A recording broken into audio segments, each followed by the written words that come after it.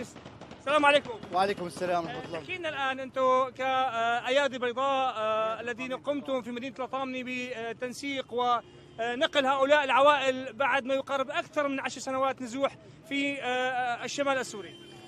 طبعا احنا بعد ما تحررت سوريا قمنا بإطلاق حملة بتسيير رحلات العودة من الشمال السوري إلى مدينة لطامنة. الحمد لله قمنا بتسيير 3 قافلات، واليوم قمنا بتسيير قافلة لأكثر من 100 عائلة من الشمال السوري إلى مدينة لطامنة. طبعا استهدفنا بهذه الحملة العائلات الأكثر فقرا والذي لا تمتلك آجار النقل من مدينة اللطامنة أو من الحدود التركية إلى مدينة اللطامنة، يعني العائلات الأكثر فقرا. شوي يعطيك العافية. إذا نحاول أن نلتقي مع عدد من العوائل الذين وصلوا متابعينا الكرام إلى هذه الساحة، ساحة